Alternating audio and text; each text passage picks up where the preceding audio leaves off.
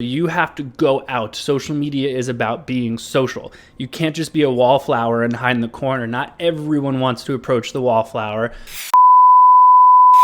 We interrupt this program to bring you this important message.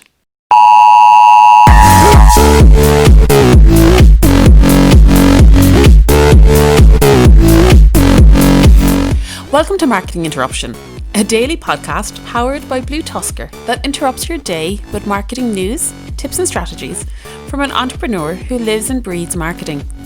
Now, let the interruption begin with your host, Andrew Maff. Hello, episode number 32, Marketing Interruption. I'm your host, Andrew Maffetone. Today, I'm going to fly through the Instagram process that I do for e-commerce sellers. And the reason I'm going to fly through is because I wrote out a lot. So bear with me. I will try to put as much of it in the show notes. If not, of course, you can always reach out to me and I'll just send you all my notes.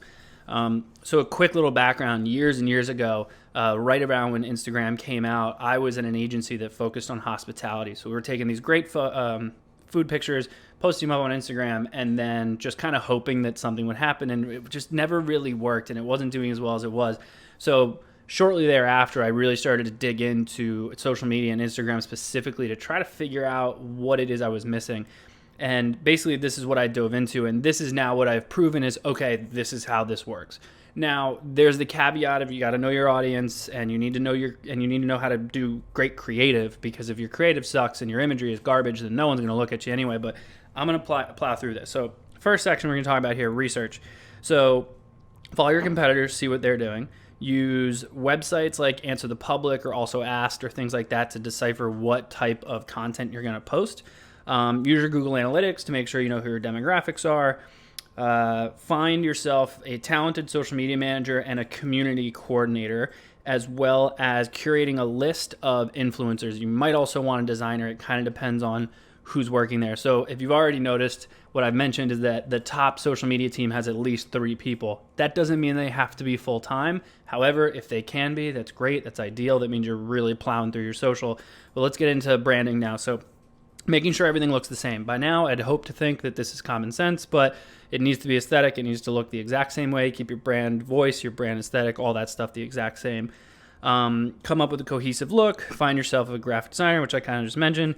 And you're going to want to have your graphic designer create templates. So it doesn't need to be wildly templated. Otherwise, it's going to look wildly templated.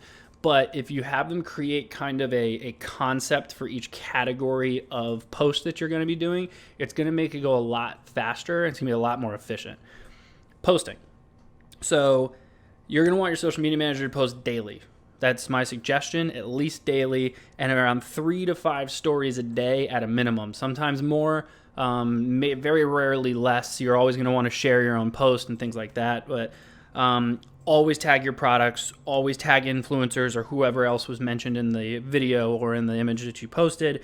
Use anywhere from 10 to 30 hashtags. Now, once you pass that 10,000 follower mark, you can slow down the use of hashtags. You don't need to overdo them. They really help in the beginning to kind of get that extra reach, but you don't want to use shadow banned hashtags, which if you go to the hashtag, it will literally tell you that it's shadow banned. And you don't want to use too many hashtags. You want to use just right, and you want to change them up.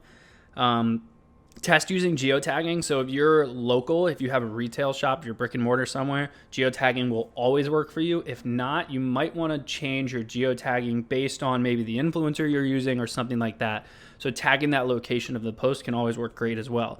Experiment with doing single images, carousels, which can work great because of the engagement, or video. All those, test all of those, and then share all of your new posts into stories. So it's an easy one-off story post that you have. 2 more here. Okay, so outreach. So this is the most important one. Everyone thinks that this was the issue I had years ago when I was in hospitality. Everyone thinks that I made this beautiful picture or I had this great video and I posted it on Instagram. Now, where are all my followers? That is not how this works. So you have to go out. Social media is about being social. You can't just be a wallflower and hide in the corner. Not everyone wants to approach the wallflower. Some people do, but not everyone. So you have to go out and talk to other people, and then they'll start coming to you. So have your community coordinator contact people or comment on other people or like other photos and things like that for at least 3 to 5 hours a day. And this is just Instagram. I haven't gotten into Twitter or Facebook or anything like that. That'll be another day, another podcast.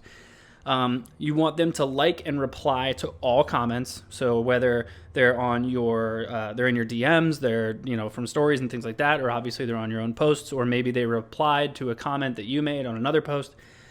Once a new post goes live, this always works really well. So once a new post goes live, you're going to want to go back to your previous posts and re-like everyone's comment. So let's say I posted yesterday and I got 500 comments and I liked and commented on all of them, and then I post today. As soon as that goes live, I'm going to go back to my post yesterday and I'm going to re-like all those comments. It's a way that Instagram will basically give them an alert that so-and-so liked your comment, and they'll look and go, why'd they just like my comment again? And they will actually go back to your profile and see that there's a new post. It sounds kind of like a weird growth hack, and it pretty much is, but it's got a great snowball effect of getting people who engaged with you the day before to come to the next day and so on. Then go to the hashtags you're using, talk to people there. That's kind of self-explanatory.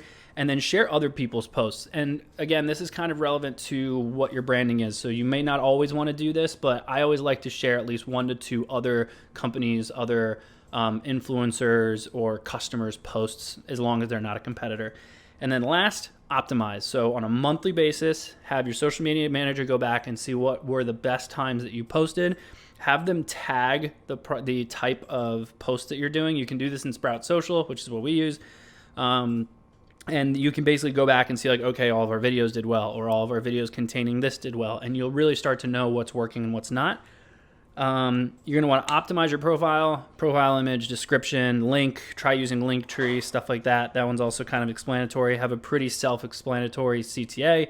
And then on a weekly basis, reevaluate the hashtags you're using and adjust accordingly. So make sure you're always seeing which hashtags actually worked. You don't want to overuse them because you could get banned from using them. And the last thing you want is to get banned on Instagram. It's a pain in the ass. But I feel like that was more than enough. So that's all I got for you. I will see you all tomorrow.